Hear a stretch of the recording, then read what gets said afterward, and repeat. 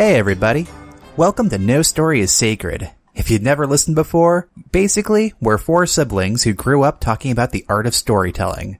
Now that we're adults, we're still talking about it, and we're inviting you to join the conversation. I'm Brendan, and I'm a Jedi, like my father before me. Alexander MacDonald. I wonder if he means old Al MacDonald. I'm Pippin, and I made the Kessel Run in 12 parsecs. Nice. And Kat is out today on a diplomatic mission to Alderaan, so really we're just three siblings talking about the art of storytelling today, huh? Whoops. She's here in spirit. Yeah, She's one of the old Jedis at the end of the third movie. Queer it up, Pippin. Queer it up. I'll do it for her. Yes, just for her. I mean, who else is going to make trench run jokes? No. Oh, man. Sometimes I can still hear her talking. Quit telling people I'm dead! Okay. If you haven't figured out based on what we're talking about, today we are talking about the 1977 film Star Wars: A New Hope. So spoilers abound for probably the entire Star Wars franchise. And if you want specific content warnings about the things we may talk about, check out the show notes at nostoryissacred.com.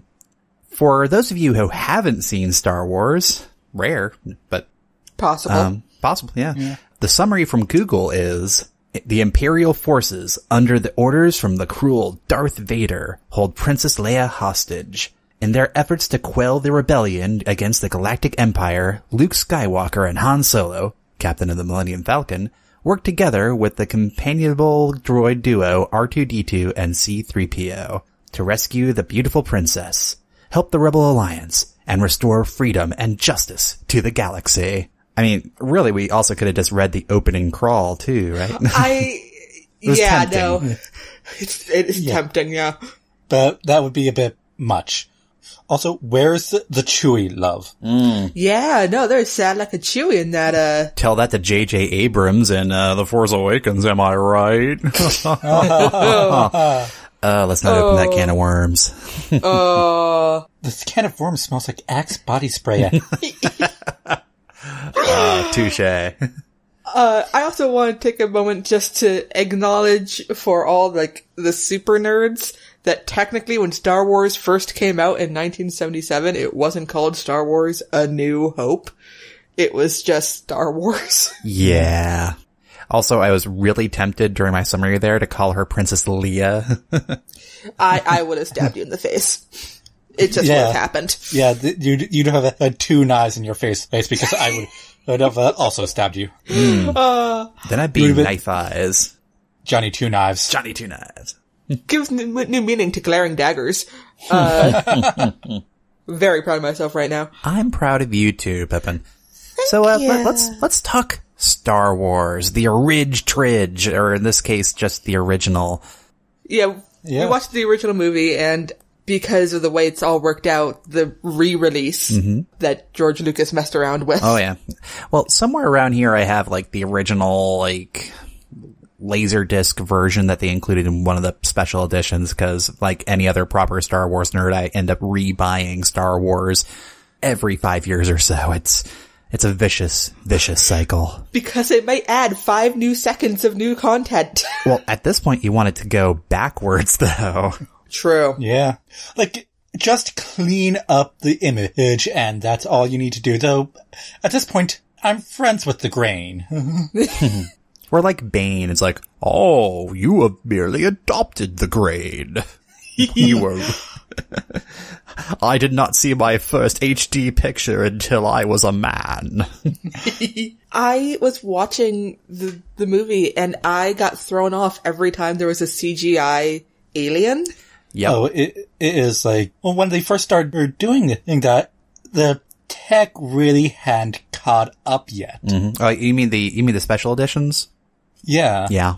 Cause like they're still so super shiny. Ugh. Well, even if it is really realistic CGI, the fact that the rest of the movie isn't makes all of it stand out and look fake. Also, it doesn't add much. It really doesn't. One of the things I think I remember Mom mentioning ages ago is that one of the things that a creator, author, what have you, is really tempted to do, if you give them half a chance, they'll want to go in and fix things, tweak things, Yeah. Oh, I could have done this one scene better, or, I know a bit more about nautical knots now, so now I can add an extra scene where, they properly explain the bowline hitch, that kind of stuff. And it's like, it doesn't add anything to the story, but, you want to add to it. Yeah, you gotta resist that temptation. Once it's out there, it's out there. Just write the sequel and move on. Yeah. Yeah, but sometimes you just can't leave well enough alone. Like, just imagine if books had special editions. You mean Pottermore? Yeah. Slam Zing. on Harry Potter. Oh man, now I'm imagining CG, wampas being added to Hogwarts. Well, I'm sure that fanfic exists. Oh man, my mind just went all sorts of places. As well it should. listen, Harry Potter gets crossed over with this everything. Not even in Ranma is safe. Oh, nothing is safe from Ranma. That's another topic for another time. Let's get back to Star Wars. So let's just start off right at the beginning. We have a really almost like in media res beginning, Star Battle. First few seconds past the opening crawl, right? Oh yeah, super exciting opening. Yeah, that's the hook. The middle got weirdly boring. Yeah. True. But no, you just seeing that small starship going, oh wow, that's pretty nice, and then just the Star Destroyer, and it keeps on going. That was nice. It really does paint the picture visually. We didn't have to have some narrator going, well, the Galactic Empire is gigantic and imposing. It's like, no, look at this ship. Holy shit. Yeah. Look at that fucking thing. Yeah, that's very good visual storytelling. Which is, hey, why movies are a thing, are a medium, right? Yeah, Oh, yeah. and why, by the way, I do not mind, this is only slightly off topic, when movie adaptations change things from the books, because it's a different medium with different storytelling tricks. Oh yeah. And sometimes things in books don't work like they would in movies. Or sometimes the movie might have a really good trick that it can use, and we'll use that instead. You can do things in movies because it's a constrained format and also a visual format.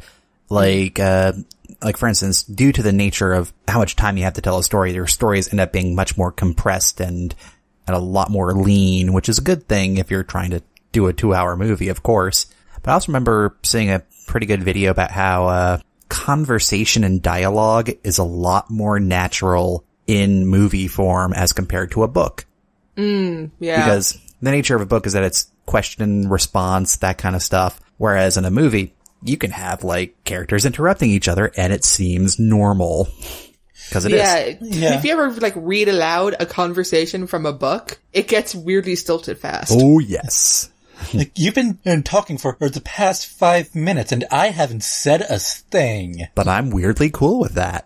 You said 2 unrelated sentences together, and I didn't say anything between the 2 of them. I could hear that your paragraph did not have a closing quotation mark. So anyway, Star Wars. Back to it. So it's kind of a classic story. Oh yeah, hero's journey, man. Oh yeah. Oh yeah. Even to the point of what's the word? Not cliche. Rote. Predictable? Yeah, but it's done so well. Yeah, it's a compelling story. Yeah. And the reason the story keeps getting told is because it's a good story. Oh yeah. I mean, I just looked up here just the 1949 hero's journey, and it's step 1, the call to adventure, and it's yeah, help me Obi-Wan Kenobi. Boom. Done. You're my only hope. There's a princess, she's in trouble, and I can get off this rock. Also, that small town desire to get out. Oh yes, I think all of us who grew up in our little small town can relate to Luke Skywalker's sentiments of imagine you're on, was it If there's a bright center to the universe, you're on the planet it's farthest from. Yes. I wrote that line down because I recognize that feeling. I got that feel. Yeah. And a highlight of your day is going to Tashi Station to buy some power converters. Man, those power converters. Why did Luke need the power converters? I think it's for his T16, but Okay. that's just nerding out there. Oh, yeah. Just so everyone knows, I know nothing about the extended universe. He mentions his T16 in the movie, Pippin. Wow! But did he mention that he needed the power converters for it? I don't think so, not directly. So I'm right. Yeah, we just see him driving his T16. Wait, is his T16? Nope. He What? plays with a model of it in the opening of the movie. It's that little winged thing that he's playing with. What's his like, This is land speeder. land speeder. His land car. Air car, Which- I don't know. By the way, was in no way laying on top of some rocks in that valley because it is a hover car and can hover. Oh yeah. Duh. It just happened to be next to those rocks. Quick, sidewipe. Whoosh. But man, oh man. Just kind of just going through this story. I mean, it's a classic adventure. I mean, we had that battle from the beginning. The droids crash down. They happen to end up in the hands of Luke and R2-D2. It ends up being the agent of the beginning of the adventure. It's like, Obi-Wan Kenobi's out there? Well, shit, gotta get him. And Luke at first is resisting going at first because even when you want to get out of your small town, there's that fear of the unknown. Yeah.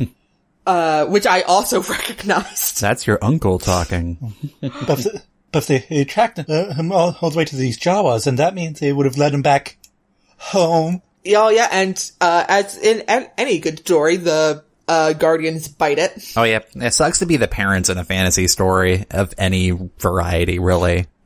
Yeah. Oh wait. Is the Star Wars science fiction or fantasy? Oh, science fiction. Come on. Oh, space opera, but yeah. Yeah, it's a space opera which gets its own genre because it has magic in space. Yeah. Space magic, space wizards. Yeah! Space monks, really. You must come with me to Alderaan, and then you can be a kick-ass space wizard like me. Yeah, and I can meet that hot chick. Ooh. Oh. Why'd you, what's with that face? No reason. I think that Obi-Wan allowed himself to die so that he could avoid that conversation. He saw an opportunity, he took the opportunity. It's just like, yeah, further evidence that this was, as planned, just a standalone movie. Oh yeah. Oh yeah. He was not expected. No one was expecting it to, Yeah, do it was so just supposed well. to be just a campy sci-fi film. Yeah. Let's go blow up the castle. I mean, Death Star. He signed away his paycheck and just kept the, merchandising rights. And then, Merchandising. And then the actors got either a cut of The gross. the gross. So they made hella bank. Even though that's usually the incorrect decision. Usually you call for your cash up front. Yeah. If you need the work. This is a rare occasion where it worked out. oh yeah. And, whose boots did not fit? Grand Moff Tarkin's boots Oh, didn't that's fit. right. Yeah. Peter Cushing's. Was it Yeah. Cushing? Yeah. And also, I was watching the movie, and at one point, someone calls Vader Darth. Yeah. And I was like, oh, that's his name at this point. You haven't figured out that's a title. Hi, I'm Kevin Vader. Yeah, I'm the Kevin Lord of the Sith. Yeah. And I was listening to Obi-Wan's speech about how Darth Vader killed Luke's father. And I'm like, oh man, that almost works as a metaphor. Yeah. Almost. Totally unintended.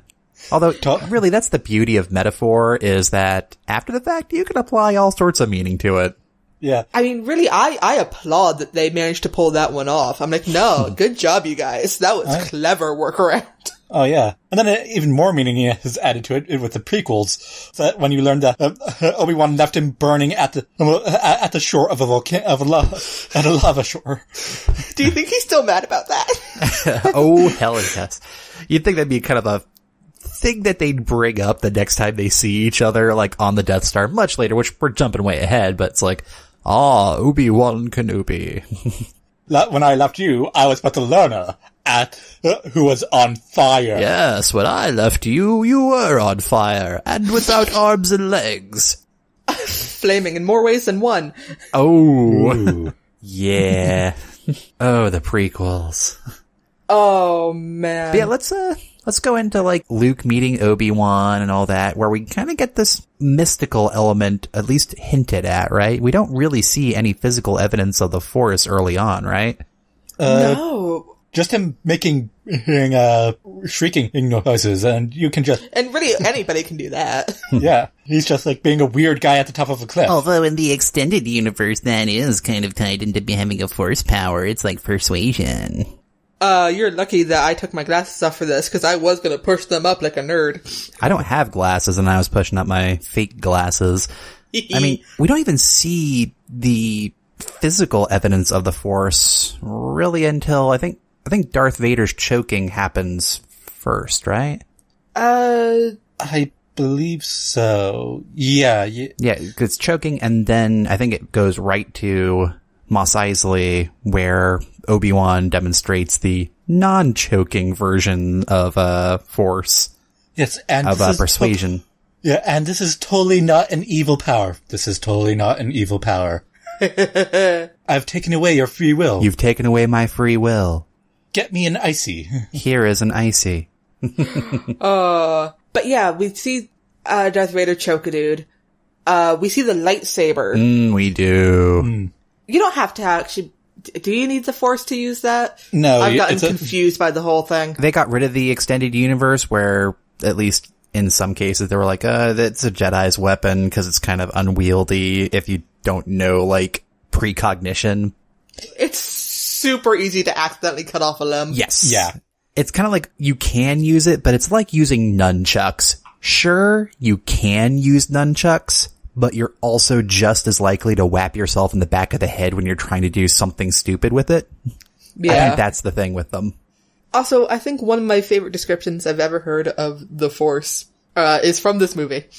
It surrounds us, it penetrates us, it binds the galaxy together. Because my immediate thought afterwards was, I did not think I consented to this. At the very least, it just keeps the Force mysterious. It's magic. It is magic. Yeah. I hate that they tried to explain it. Yeah. What it does is it is an essence. Mm-hmm. The soul. Basically, the Jedis and the Force and all of that is a religion with a mystical force behind it. And then they tried to put science behind it. And I'm like, you guys, it's okay. You can have a weird, mystic, unexplainable thing. It's fine. That is one thing that I've always found weird in the Star Wars universe, is that you'd think that there'd be a lot more non-Jedi followers of the Force. Because it's a thing that is real. Yeah, Not to belabor a point, but it's just, that's tangible proof of spiritual magic and stuff like that. It's like, okay, cool. Well, in this movie, they kept on referring to it as a religion. Yeah. Mm-hmm. Like, and like that one guy, it's like you still believe in that Wookiee religion. Yeah, because it allows me to throw people against walls. Oh yeah. Fair point. And wait, and it was still in great power, or 20 years ago. Why am I saying it like it's like an old religion? like it's ancient. Yeah. It's like why I remember taking the kids to the ruins of the old Jedi temple last year. It was a fun family vacation. Just another reason the prequels don't make sense. Mm-hmm. I kept thinking while I was watching this movie, it's like, man, I wonder what the backstory is like to get us here. And then I was all like, wait, the prequels happened, but that doesn't explain this.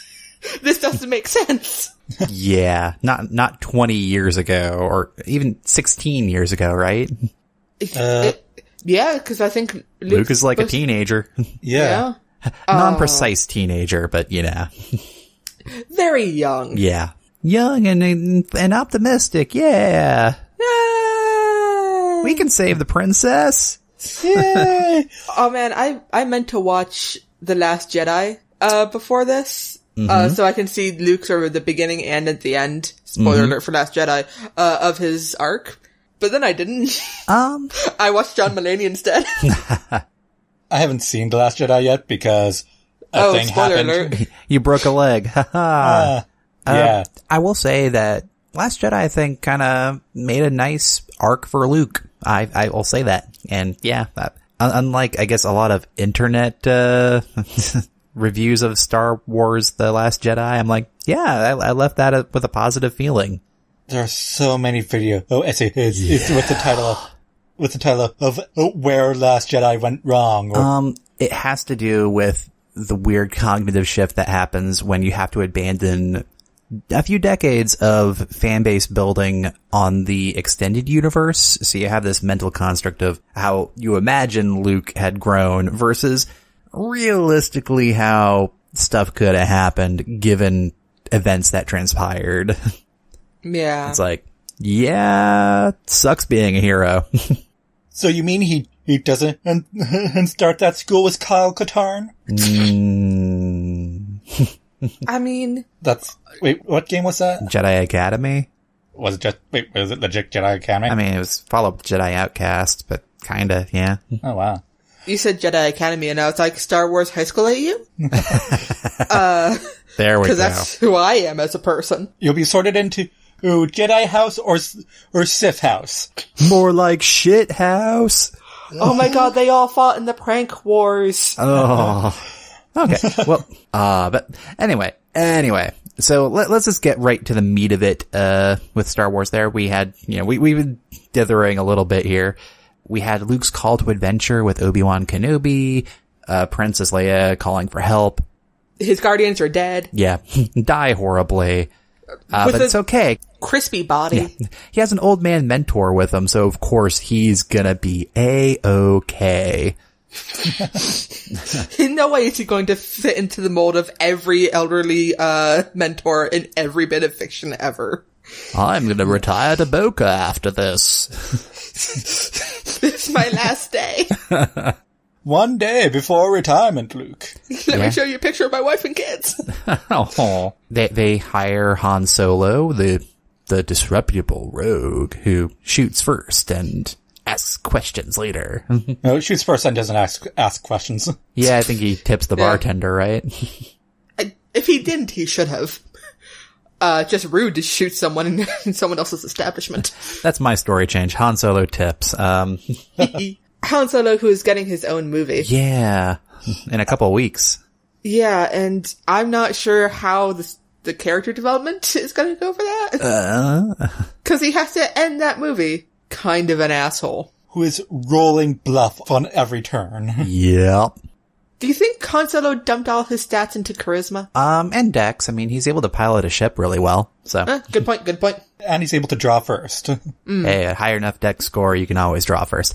Anyway, so they fly off. There's more discussion about the Force, but we already talked about it. It's mystical. That's all you really need to know, but it's good to remind the audience about that. That's, the setup, reminder, payoff points, that's important.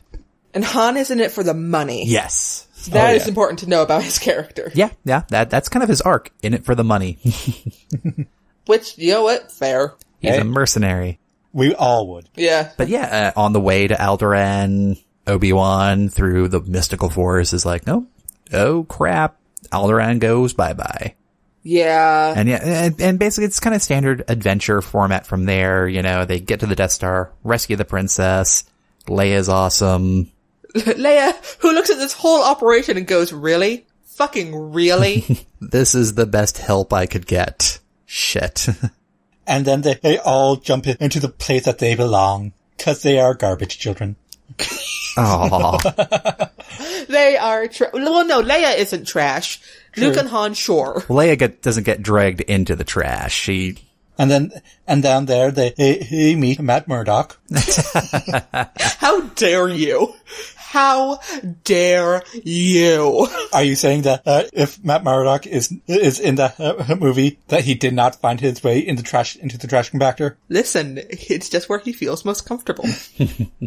But anyway, moving on, because I just want to get to our story treatments here sooner. Sure. I mean, we have them escape the Death Star, but at the cost of Obi-Wan Kenobi sacrificing himself in typical old man mentor fashion. Yeah, just go on, kill me. I'm still not exactly sure why he did that. To provide them an escape and a distraction, because Darth Vader was heading to the Falcon. That's true. And yeah, the fight did attract all the stormtrooper guards around the Millennium Falcon. So I can respect that, especially if you're a precognizant Jedi warrior that Obi-Wan is. Yeah. And he probably also was like, what are my chances anyway? But yeah, they escaped the Death Star, but of course, due to plot convenience, they were tracked. And that leads basically directly to the big action-adventure climax at the end of the movie, where we have the ragtag group of rebel fighters, including Luke, flying in to destroy the Death Star. Han already got the money and ran. Yeah. Well, yeah, because the movie opens with Leia getting the plans for the Death Star so that they can hopefully destroy it. So the movie has to end with them using the plans of the Death Star to destroy it. Fun bit of trivia here. A lot of Star Wars was saved in the edit. Oh, yeah. Because one key thing changed with this final confrontation. Yeah. In the original edit, the original plan, the Death Star wasn't closing in on the Rebel base. That was all added in after the fact. What was it doing? It was just there. They were attacking it. It was hard, but yeah. They weren't about to destroy the Rebel base. That was all added after the fact. But I know. It was saved in the edit because there needs to be some sort of Tension. Yeah. Yes. a race against the clock. It was a brilliant bit of editing, but if you actually go back and watch it, the scenes, they don't actually play, directly together. Like they're the concerned people in the command room, and then they cut to just a display of the Death Star pointing at it, digital, or not digital, but, model display, stuff like that. They don't actually have the characters on screen saying, my God, we're about to get blown up by the Death Star. They just have worried expressions because they're hearing all the pilots dying. It's not, oh, we're also about to be utterly wrecked. Yeah. Wow. Now, if you go back, it's kind of interesting. It still flows really well because, again, brilliant editing. Oh, yeah. Who did the editing for Star Wars? George Lucas's first wife. Yeah. Fun fact, most of the movies that we all love were saved in the edits by a woman. Yeah. Here's the thing, the editing process in any creative field is very important. It's kind of key. I mean, what's another phrase that the folks use? A lot of people assume that good fiction is just the naturally occurring fruit of the fiction tree. No, that shit has to be tended and cared for and edited. By an editor. Yeah. Let's hear it for editors, man. Here. Oh, yeah. I just know that for anything I've ever written, having an editor on hand is really, really good. At the very least, it catches my own boneheaded mistakes. But then they're able to provide, content suggestions and improvements. And usually they're right on the money. I'm just going to put that out there. Sometimes you do get, overrides and stuff like that, of course. The author thinks about their story. The editor thinks about the audience. Ooh, I like that. Like, I might be this is oversimplifying, Of course. Like, there's also a whole bunch of other nuance and jobs and all that, but I mean, the editor isn't going to be caught up in the things that you were thinking when you wrote it, and is going to see what's actually there, and can go, oh, this is what's working, this is what's working, this is what isn't working, maybe because you were connecting dots that you didn't put down on the paper. Mm-hmm. And also isn't going to be as precious about it. yeah. Yeah. But there are cases where too much editor influence can be a bad thing. Yeah, then becomes like the executive meddling. Yeah. Much like anything, editing is an art form. Yeah. It's a Yes. talent. Some are better at it than others. But I think we tend to like the editors we've known. Hello, editors we've known.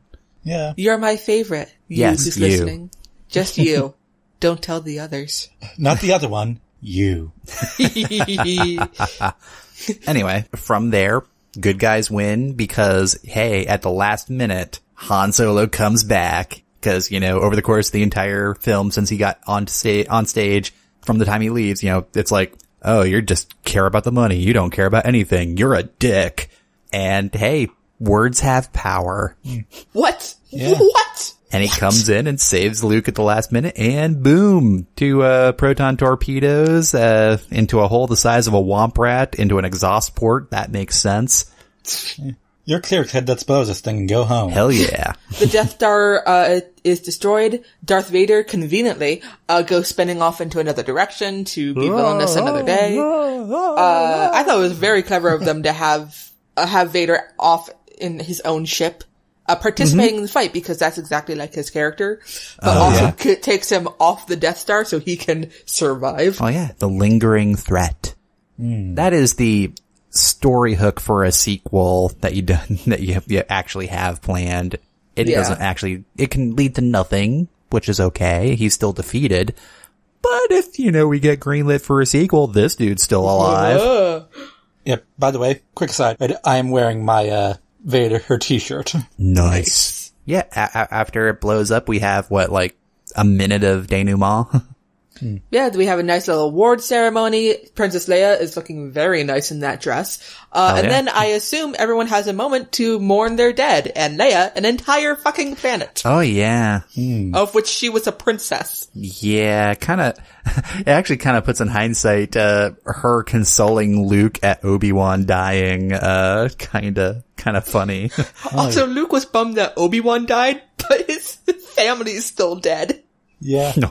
My family just died too.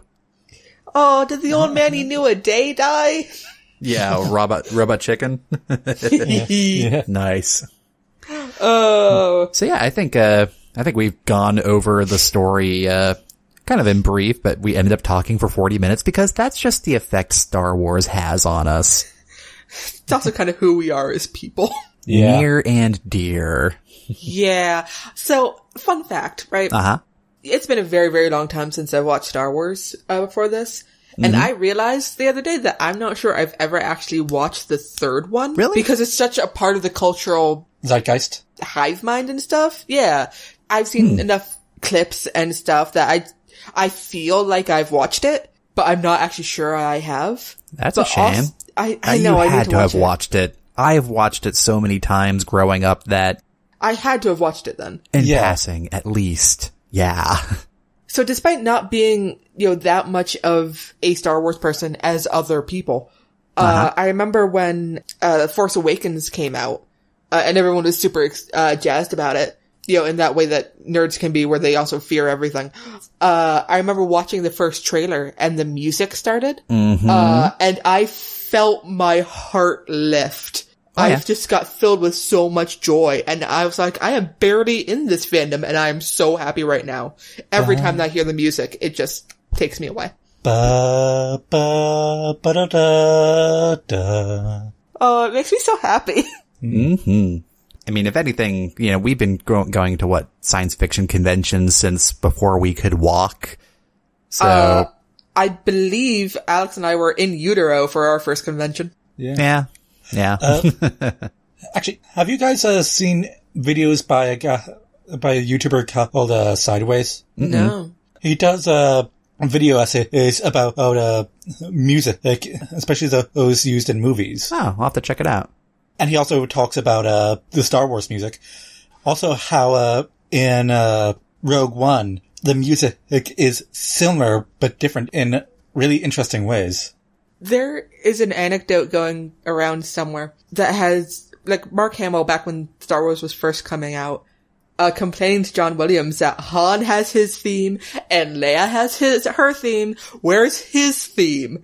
And it had to be explained to him that the Star Wars theme is Luke's theme. And he had to take a moment to go, wait, how important am I? You're the protagonist. Oh. Listen, I think I think Mark Hamill is a very sweet boy and did not realize. Oh yeah, no, he's a sweetheart.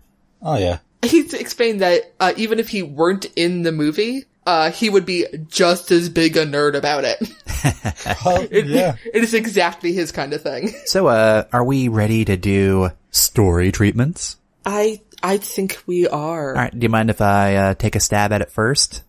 Go for it. Because I'm actually I'm breaking the mold here. I'm just gonna go with old-fashioned fixes. Oh, Yeah, I know. Ooh. Because even though I love Star Wars, I'm part of the group that thinks Empire's best. You know, of course. Nerd glasses. Empire is 2, right? Yeah. Yeah. The second one. Well, Okay, because I can remember. 5. I can never remember which came first, Empire or Revenge. Return of the Jedi, Pep, not Revenge of the Jedi. Although Revenge of the Jedi was the original title until they changed it. But anyway. Wow. Probably why. Well, it's also a better title, which is why it sticks. Well, then they used it for Revenge of the Sith, and it's unfortunate. Even though that one's unintentionally hilarious. Anyway, my point is, I don't know any of the titles of the movies. Fair. We rarely refer to it as A New Hope anyway, so let's be real. It was for clarification. Yeah. So what I'm gonna go for here are some practical changes. And namely, we're gonna go in here assuming it's actually part of a series. So establishing backstory, stuff like that. Because that's the thing, we kind of talked about it before, how clearly it was written as a standalone picture, and then the other movies had to do a lot of mental gymnastics to address that. I mean, I love a good mental gymnastic. Like when I watch TV shows or movies or something, and there's something that's clearly wrong, and I need to fix it. Yep. I feel so proud of myself when I go, okay, no. Okay, this is how that actually works, and I still can fit it into the canon. Which is why I appreciated how they managed to make Darth Vader Luke's father. I'm like, no, y'all did good there. Well, actually, that ties into my first point of something I address. I think we should actually put some subtle nods to how Vader is Luke's father. Not outright saying it, of course, but like when we get to Empire Strikes Back, we could rewatch New Hope and be like, oh, this is clearly what they were meaning. Really tied in. So like, his aunt and uncle are genuinely worried about Luke's tendencies. He gets angry. Because clearly evil is genetic. Yeah. Could be. I mean, hey, the force sensitivity is clearly genetic. So yeah. Oh, I feel like even just a really good camera shot of like Vader like over Luke or something, or maybe just his shadow, like a visual cue. Exactly. We could have elements like that. We could have how Luke is treated, his aunt and uncle, who would clearly know about Anakin's turn to the dark side because they've been talking with Obi-Wan. He's been looking over them for I wouldn't say a couple decades, but a long time now. And of course, Obi-Wan's discussions with Luke, and, I'm just picturing, among other things, Luke is sensitive to the Force from the get-go. That's something you're born with. Kids are sensitive to it. So just imagine your parents of a mild telepath kid who's able to, when he gets angry, shit breaks in the house. That's gotta be kind of stressful. You want to make him be a nice, calm farmer, right? Right. Also, your dad happens to be Space Hitler. Oh. Oops. We don't want to tell you that. It's like, can you tell me what happened to my dad again? No. Just interactions like that really hammer in that maybe they know something. Not necessarily that, the father-son connection, but they are clearly worried about the boy. Oh man, there could have been the classic, we'll tell you, when you come back. Ooh. Then it would have been real hitting all the tropes for when they die. Going all Ned Stark all of a sudden. Yeah. Oh, I just had a sad. The other thing, I'd want to really kind of smooth out the awkwardness level of it is having less sexual tension between Luke and Leia in the movie. Like, just no. If you're planning on having them be related from page one, clearly not having him fawn over how beautiful she is, things like that, maybe even just in the cinematography, they're, fighting back to back more, or I got your back. Similar costuming? Which they kind of do. They're both wearing Yeah. white. Yeah. Yeah. We just need to have Luke in a more revealing dress. I mean, yes. Duh. I mean, come on. It is impressive in the movie as is that you don't really have anybody, hooking up or anything like that. It's like, no, we have bigger shit to do right now, people. There's a Death Star outside our door. Did you not notice this? We are a part of a rebellion right now. Yeah. We'll handle this later. I've got a fucking job to do, man. And of course, one of my other notes is that Obi-Wan will talk about midichlorians at length. It'll be great. A great scene. God. You see, the midichlorians are microscopic organisms in your blood. That sounds stupid. It makes perfect sense. It's not stupid, it's science. Now we can accurately measure how powerful the force will be by how much midichlorians you have, how many midichlorians you have. Isn't that convenient? That's so dumb. Yeah. And the final thing I'd work on, and again, the midichlorian thing was a joke. This one I had to think about for a while. I almost think I'd remove Tarkin. Now I know there's probably nerd pitchforks outside of my house right now. But in place of that, I'd want to have Vader be more imposing. Like, this is the challenge you have to overcome. Maybe that's why the Death Star failed, is that he took matters into his own hands, going into his TIE fighter, when really he should have been commanding the troops inside and maybe being more effective at that. But it was a failure of command from the top down, Yeah, and maybe that's why in later movies he's brought back to what's his head. The Emperor. Yeah. He done fucked up. Yeah, he did. So yeah, I'd have, again, it hurts because, Peter Cushing, amazing, did a really good job being evil and British. But I just think we could trade that off with having Vader be not only being, the enforcer, attack dog. The attack dog, the enforcer, but also being actually good at evil military command, Yeah. Oh man, if he had been a general, that way when Leia becomes a general, you could have had some, parallels. Oh man. General Vader. Yeah, why not? Hey, yeah, if Darth is just a title, right? Well, no, cause if Luke has the potential to have too much of his father in him, why doesn't Leia? Ooh. That sounds like something that you might tie into with your story treatment, Pippin. Oh, I have so many. Here's the thing, right? If we're transitioning into me. Yeah. Is because Star Wars has been around since, the 70s, and it's a much beloved fandom. Mm-hmm. A lot of the things you could do have already been thought of. True. I admire all the time fan art where, Luke and Leia pretty much switch places. Where Leia was sent to Tatooine and, Luke was sent to Alderaan and became prince of the planet. And Luke wears the skimpy dress. Nice. Well, Luke does wear a lot of capes. He rocks them. I appreciate how everyone gains power, gets a cape. Because, you know what? If I had power, I'd wear a cape too. Which is why I should never have power. I would just abuse it. But yeah, so a lot of it's already been thought of, and I'm sure that in fact, I know Dark Leia has been thought of because I've seen that fan art too. She looks amazing. But I think there's this tendency to make Leia very pure. Still a badass, but clearly she can't be evil. There's no darkness in her. Clearly. And sure, she's amazing. And pure and my favorite. But there has to be that tension of possibility. Because if we're going to suggest that evil might be genetic, like everyone seems to think it is, she has just as much of a possibility as Luke. And she's also, let's face it, smarter than him.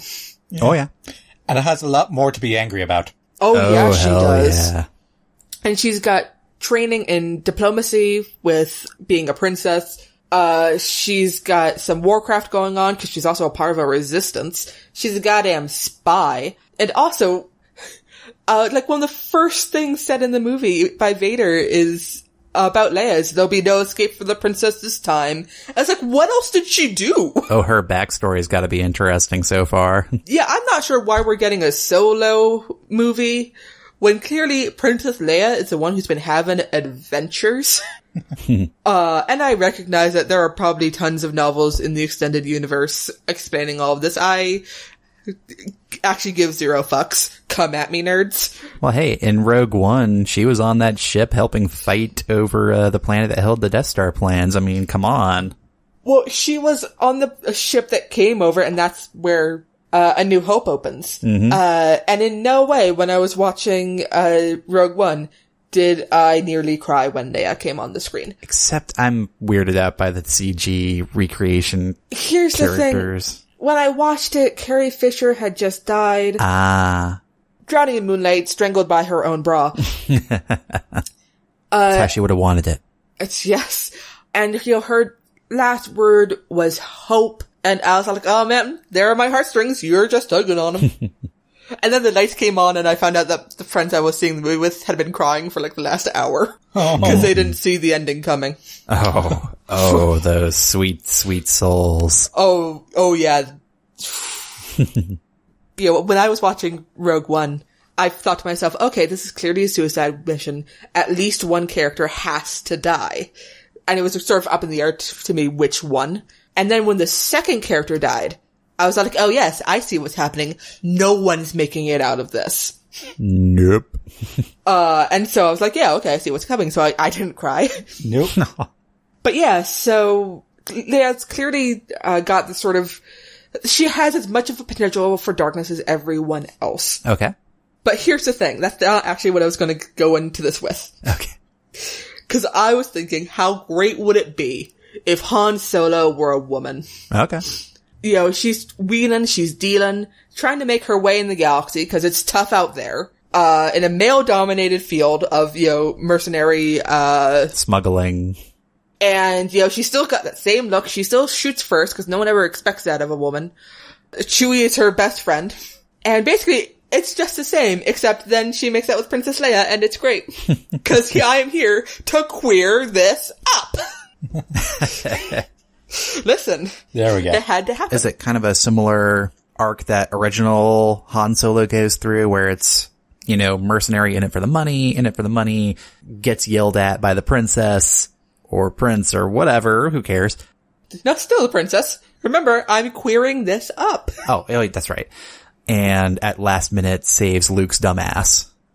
Yeah, because, you know what? This whole war and resistance, it doesn't involve her. She's just trying to look out for herself, cause no one else is going to. Maybe she has a tragic backstory. This sounds like a certain Mage Worlds character. Does it? Kind of reminds me of Becca. As Carnicap. I did not mean that. And Becca came from a privileged background, so whatever. Yeah.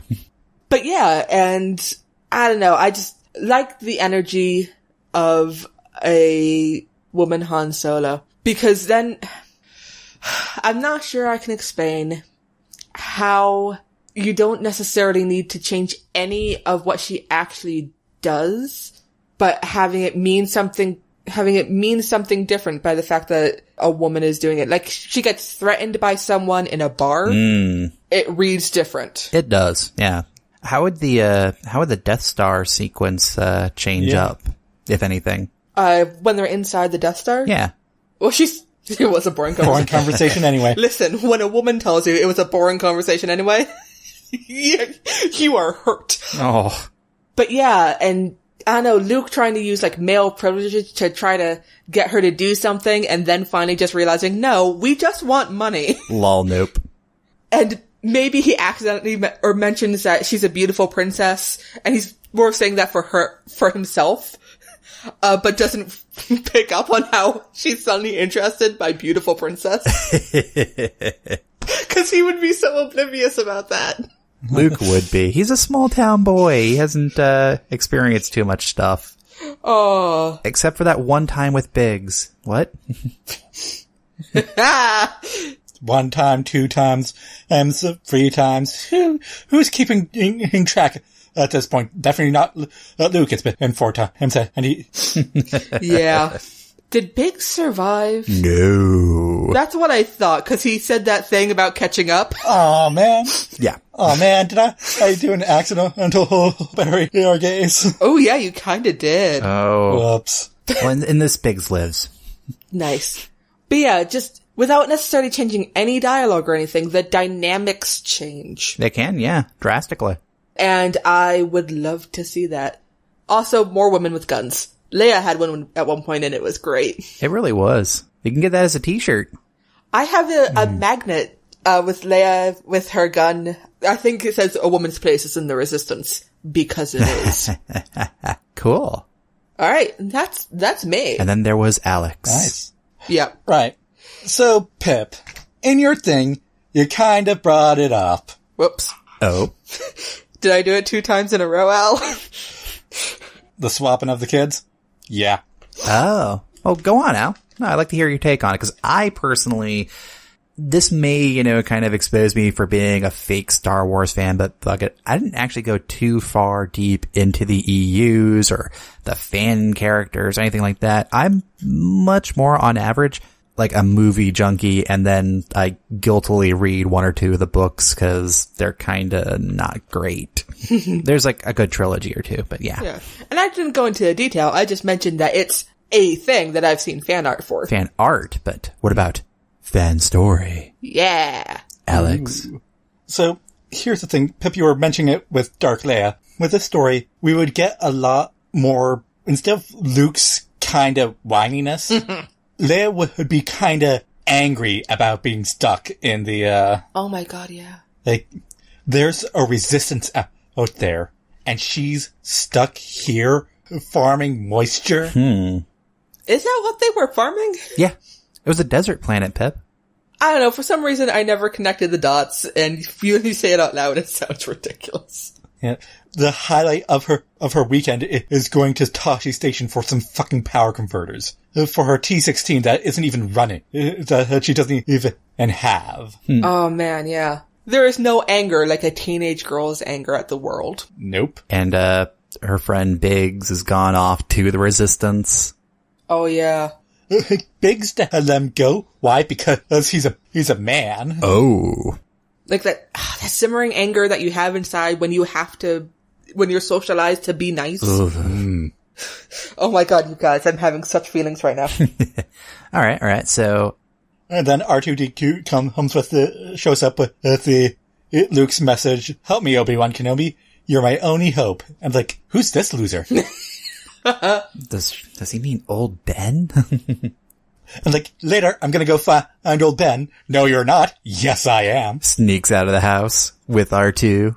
Oh yeah, she does. Oh, do you think? Yeah. Oh, not to cut in, Al, but do you think C-3PO is about to be all like nanny bot, and then she just zaps him and puts him in the back of the speeder so that he doesn't tell? Yeah, she does now. Throughout the movie, I was imagining R2-D2 as, the droid that wears a leather jacket and smokes cigarettes. The bad boy bot. So now I'm, cause he clearly swears and he gives 0 fucks about what anyone wants. Oh man, I'm just imagining like they're both hanging out with leather jackets out in the back of Mos Eisley. Yeah, and now with this Leia, I'm like, oh my god, her and 3PO become fast friends. They are swearing, they are drinking, and they are mad. Her and R2. Yeah. Whatever, what did I say? 3PO. 3PO is just a lot easier to say. Yeah. When you think about it. He is, yeah. Anyway, Al. And then, she finds old Ben. He told her about how her dad was a Jedi Knight, and she's like, fucking cool. Bitchin'. You're not supposed to be as enthused about that. But does she, upon discovering the sand crawler and all that, we have to make sure she's not, total rebellious and all that, but like actually has, heart, not heart, but, no. You know what I mean? Yeah. When he realized that the troopers would have gone to her home, she is pissed. That would have led them back home. Shit. She is Fury and Storm. Ooh. So then that can tie into the sequel movies a little bit better, because then there is legit worry that she's reckless, impulsive. And Obi-Wan can start going in early on you have a lot of anger there, and she's been like, you want to tell me about my anger? And she's like, I feel like I'm not equipped to handle this conversation anymore. There's no right answer here. Oh shit. But yeah, at the core, you gotta make sure that you don't, go full Fury jerk mode. It's like, you gotta have the emotional core too, like. Oh yeah. She may have hated those people, that kept her, back from joining the rebellion, but at the end of the day, those are the people she's fighting for too. Oh yeah, Luke's aunt and uncle, weren't abusive. They were nice. They just, didn't want him running off to join the rebellion. Oh, do you think she gives like a badass eulogy? Like, you will be avenged, that kind of thing?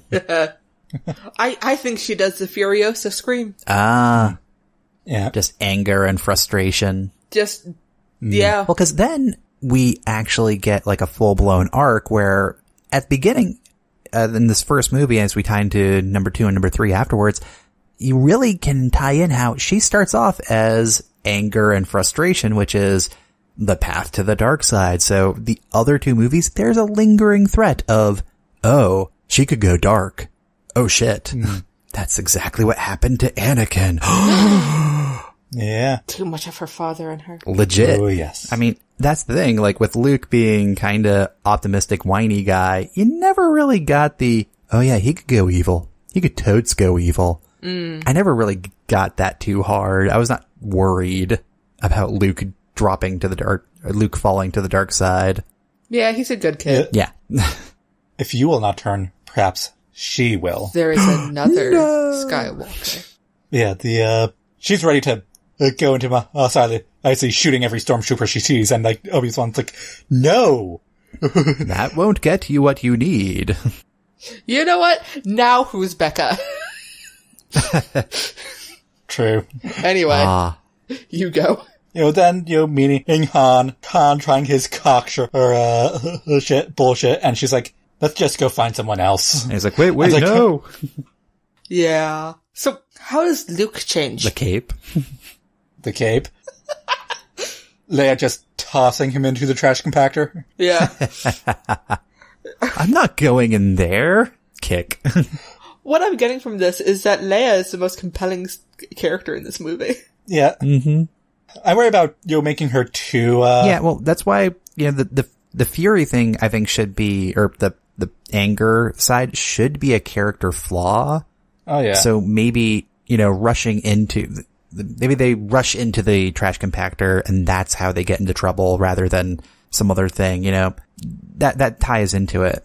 And then in the later movies, when Poe Dameron is, rushing into things and not thinking them through. We have an echo. Yeah.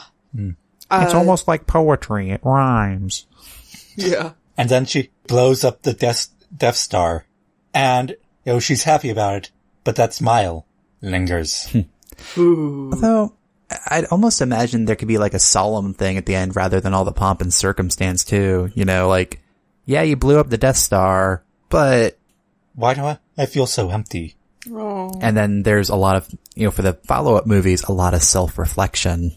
And then eventually with the Revenge of the Jedi, you can have some cool fights where you kind of get the Zen master bit. It's like, yeah, I can be angry, but you gotta contain it and channel it correctly. I've been doing a lot of meditation recently. Doing a lot of stuff with chia seeds. Ooh. I bet the new Luke drinks those. Are you certain that regular Luke doesn't drink those? Kinda. I think old Luke does, and he kinda hates himself for it. Like mixes it in with his blue milk. Green milk in the, Last Jedi, but yeah. Okay. So anything else with, Mad Max, Princess Leia? No, besides, drowned in Starlight, it's triangle by her own brawl. Yeah. Yeah. I also want to take a moment to be sad about Carrie Fisher and the story arc that we're not going to have in the next one. Because I can see what they were going to do. What were they going to do, Pip? Well, because in Force Awakens, Han Solo dies, right? Yeah. And then Last Jedi, Luke dies. So, in the next one, it would have made narrative sense for Leia to die. Man, all the old Star Wars crew passing away. Yes, to make room for the new stories. And for the next generation of heroes. Okay. Passing the torch, as it were. Yes, and it would have really built her up, and she would have had this amazing story where she becomes like one with the Force, and it would have been great. But we lost Carrie, and we lost everything that she was going to do next. Well, she's kicking it up old school style up in the afterlife there. She's flipping us off from heaven. Yes. Listen, she let us all know that she slept with Harrison Ford, and then she peaced out. All right. Anyway. So, we've covered our little story fun here. Are you guys ready for a game? A game? I am always ready for a game. All right. And for tonight's game, we are going to play Paradigm Shift, where we are just going to shift the genre of Star Wars. Ooh. Right. Do we have any takers for going first? I'll take that. Ooh. Yeah. Gonna fucking take you back to the past. This is medieval high fantasy. Oh. Nice. Nice. Like, it's already got all the elements. Okay. Like, all you need to figure out is how the Death Star works. It just, Well, a magic castle. A castle in the sky. ooh. Nice. I like it. Point of clarification, by medieval high fantasy, you mean things like Game of Thrones, right? Game of Thrones, Lord of the Rings. Well, yeah, okay. I just wanted, to clarify for the audience. Because I think about our fans. So instead of, space monks, they're just legit wizards. As you do. Yep. Wizards with weapons. And pointy hats. Yes. Darth Vader is already wearing the Black Knight getup, so might as well, let's turn it into black armor. Oh, yeah. Okay. With his embellished dark helm. Oh, yeah. Oh, are the lightsabers just bladeless swords that emit light? Like magical light? Sure they fucking are now. That, or they're just legit fire. Oh. Legit fire, or swords that happen to glow sometimes. One of them may be either the blade that was broken. Shh. You can never know. And the X-Wings, they're dragons. Nice. Dragon riders. That ties into the flying castle bit. Yeah. Go big or go home. Oh, is the Empire like doing your almost Final Fantasy thing of using technology to control magic? Sure they are now. We're just helping you out. Listen, half of my story plots are you guys adding stuff on me going, it is now. Wait a second. Have you been manipulating us this whole time? You don't know how many times I've actually prepared stuff. Don't even know if I had a story treatment before I started this one. How dare you? Bullshitting is my thing. Alex has just been mind tricking us. God damn it. He always was the best of us. You will complete my story. I will complete your story. Oh. Speaking of which, Obi-Wan has to blow some powder into people's face in order to do that trick, because you need magic dust. Fair enough. At some point. I'm wondering how many classic fantasy twin tropes we can throw in that haven't already been done by Star Wars itself. Psychic connection, of course, but they do that in Empire. We could have some prophetic dreams where they dream the other one. About each other's countries. Yeah. Clearly they need to have the same odd eye color. Oh, yeah. Gold. Oh, yeah. Yeah. Oh, yeah. Or like a verdant green or something striking. Yes. Also, what is the Millennium Falcon? A griffin? No. It has to be big and kind of ugly. I mean, griffins are kind of ugly when you think about it. But be able to hold multiple people. Yeah. It could just be a giant turtle. No, wait, to continue with Final Fantasy, it's an airship. Nice. Yeah. That means that Han Solo is like a dashing airship pilot. Dashing. Bren, he's a Sid. Yeah. And you know what half the Sids are? Disreputable assholes. Yay. Yeah. Anyway. So anything else with the fantasy or? No, I think we're firmly solid. Again, Star Wars is already pretty fantasy enough because of its space opera nature. That is true. Yeah. So, really, it's just a cosmetics change. Fair enough. Okay. Pippin. All right. Help me decide between two things. Romance. Okay. High School Musical. Oh. Tempting, but no. No, romance or film noir. Noir. All right. So clearly I haven't thought through either of these, but when you only have one female character, she can easily become the femme fatale because clearly she's kind of dangerous. She has a gun and she's in trouble. She came into my office. Legs that went all the way up. And at no point will this inner monologue come back to bite me in the ass. No, and there's a thing you need to find, and it's dangerous, and maybe it'll get you in trouble with the law. And by the law, we mean the Galactic Empire. Actually, if it's noir, the protagonist changes. It stops being Luke, and it becomes Han. Yes! Oh my god. This young kid comes to me about a dame. No, Luke is the rookie kid. Ah. Yeah. Okay. No. We gotta help her, Mr. Solo. We gotta do what, kid? Oh, that accent was weird. It was, but I wasn't gonna say anything. Oh, I said it for us. I can't do hard-boiled gruff. We don't gotta do anything, kid. There we go. That was better, yeah. But hey, she's rich. She's rich and there's a picture. We gotta do something, kid.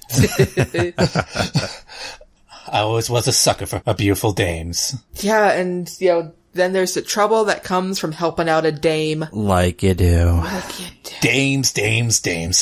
And of course, the Empire is the mob. Ooh. Oh, so like the city is controlled by the mob? Yep. And, they call him Darth Vader. He's the Dahn's right-hand guy. Choke you to death and then boil you in acid. Or something like that. Ugh. Boil in acid. No. He'd as soon as choke you as look at you. Yeah. Ooh. There we go. Yeah. We're going strong here, kids. So, what's the, Death Star? The Empire State Building, man. We're gonna blow, oh no. It could be symbolic. Yeah. It's sort of their, operation. Oh, you know what it is? It's a huge amount of money that the mob is laundering that they've gotten word about, and it's just gonna be used to help continue funneling crime into the city, but they're gonna stop it. Yeah, maybe it's a weapon shipment. Oh, Tommy guns and stuff? Yee. Wait, scrap the Empire State Building. It's a ship that's coming into the docks this weekend. Ooh. Yeah. It could have like some fancy, like, different language name for Death Star. Death Star in French. Or Latin, even. No, wait, actually. Oh yeah, because film noir, or is, like German, Impressionism? But yeah, so it's marked by, since I'm on Google anyway, marked by a mood of pessimism, fatalism, and menace. Which I think sort of fits Darth Vader to a T. And that's the thing, even though they can succeed in either sinking the ship at the end, even though Han Solo clearly wasn't really on board with this plan from the start, the mob's still there. Vader got away. They survived this encounter, but now they're marked. Yeah. Oh man. And now I'm just visualizing Darth Vader. He's in a black trench coat. That's buttons done all the way down, collar turned up, and a hat, and somehow his face is always in shadow. Yeah. Oh man. Nice. That's visually striking. Cool. But yeah, that's me. Okay. And so I guess that leaves me for my genre shift. It does. And you know where I'm going? I'm going to go a little different than I usually do. You're not going to do modern day stuff like that. No, we're going back in time. We're doing historical fantasy, and we're doing Civil War. Oh. And the thing I was just thinking about off the top of my head here, because I didn't pre-plan this part, the plans for the Death Star are the Southern Army's plans for the Battle of Gettysburg. Oh. Getting the plans to I think it was Chamberlain? I forget. Grant? I need to, there's Grant, but there's also like, Chamberlain's charge and all that on the flanks of the Confederacy and all that. Yeah, so that's just the thought that came to my mind as we could have like the young American kid wanting to join the fight, but he doesn't know that his father happens to be like, you know, a high-ranking member of the Confederate Army, for instance, because him and his sister were separated at birth shortly before, you know, due to maybe family strife or something like that beforehand. But now you got, you know, eventually father fighting against son in the Civil War. Oh my god. I don't know who the equivalent of Princess Leia would be. Maybe we can be, I don't know. Massachusetts, She's one of the women who dressed as a boy to join the army. Oh. Historically accurate, women did that. Oh yeah. Being held somewhere in Virginia that they have to go and, Oh yeah, she's a prisoner of war. Somehow they haven't figured out she's a woman yet. So here's the thing. Luke is just too young to, join the army for whatever reason. We can fudge things a little bit as far as historical accuracy. Hasn't figured out that he can lie about his He's age. kind of dumb. Kinda. But, Leia lies about her gender. yeah. Luke cannot figure out. Yeah, so even in this, Leia's more badass. They could still send out like letters and stuff that maybe like a message got snuck out from the war camp that, Leia's being held at, and the letter has gotten to not her father, cause, you know, you don't want to embarrass, her father with the fact that, or mother, family, with the fact that she got captured as a prisoner of war, and they're gonna figure out something soon. Yeah. So there's a time element there. There's the trusted friend of the family, this retired, I don't know, lieutenant or whatever, Lieutenant Kenobi. Hey. I wouldn't say General Kenobi that would be kind of weird, historically, but maybe. And I mean, we're rewriting American history here. We can make shit up. Who cares? That's your father's, Rifle. rifle. Oh, he used it in the War of 1812. That'd be like 50 years difference. Yeah. Used it just in skirmishes out east or something, or out west. Something like that, yeah. I don't know. Spanish-American War? Who knows? Oh, right, yeah. Yeah. But yeah, it was your father's rifle. I think he'd want you to have it. Yeah. Your father's dead, comma, to us. Parentheses and parentheses. I definitely did leave him out in the desert full of bullets. Oops. But yeah, that's the thing. They go and maybe with the help of a, ship captain, hitch a ride from, Boston down to, Virginia in the cover of night or something like that. And yeah, rescue the princess. I mean, not princess, but, maybe while she's been in this camp, she's been doing some sneaking around and discovered, communiques and war plans, you know, the supply chain and all that, 'cause she's actually super smart and talented at all this. She sees where all the supply chains are going, and it's like, oh, they're planning something along Gettysburg. I'm just throwing Gettysburg out there because I figure we didn't want to conclude this story at Appomattox right at the get-go, you know? We gotta put room for sequels. Is Han the ship captain? Yes. Who is not a part of the Navy? No, he's, I don't know, he could be British. I don't know. The British were they? I don't know. Something anachronistic. Who cares? Not a part of the army. How are they getting past the Union, blockade? He's just that good a captain. Cover of darkness. A small ship. Also, what's Alderaan? Well, this can't be a 1-to-1 thing. Come on. I mean, it could have been one of the prior battles, for instance. To be fair, I didn't give an Alderaan either. Haha. Although that was easier. Just They dynamited an apartment building. Sorry, it makes a ton of sense, but now I'm sad. yeah, I'd have to look up a lot more history to really give a answer to that one. But one could presume some sort of Wait. Tie back to the Wild Wild West. Wild West. That tragedy that Will Smith was talking about. They did that. Of New Freedom? New Liberty. I think it was. New Liberty. Yeah. There you go. Aw. Oh. Now I have a sad. So yeah, that's my genre shift. Nice. Alright. Yeah. Alright. Oh, and let's pretend Kat's here. Regency romance. Oh. It is a truth universally acknowledged that a young man in possession of an X-Wing must be in want of blowing up a Death Star. True. All right. So, I think that was our take on Star Wars. And boy, did we talk a while about it. And you were worried. All right. We good? You want to take us out, Pippin? I can do that. All right. As always, if you have a story to submit, head on over to nostoryissacred.com/submission. Follow us on Twitter at nostoryissacred or send an email through contact@nostoryiссacred.com. Your hosts have been Alex McDonald, Brendan McDonald, Pippin McDonald, and the spirit of Catherine Crichton. Editing for this episode done by Brendan. Transcript done by Ashley DaCosta. Art by Jay Wolf. Show notes and transcript are available at nostoryissacred.com. Thanks for listening, everyone, and please rate, review, and subscribe to No Story is Sacred. You can also visit our Patreon page to support the show and get neat rewards at patreon.com/nostoryissacred. See you next time when we talk about the 1999 movie, The Mummy. Until then, we're No Story is Sacred, and any story can be changed. I'm Pippin. I'm Brendan. I'm Alex. And I'm Kat! And we're No Story is Sacred. Sacred. Wow.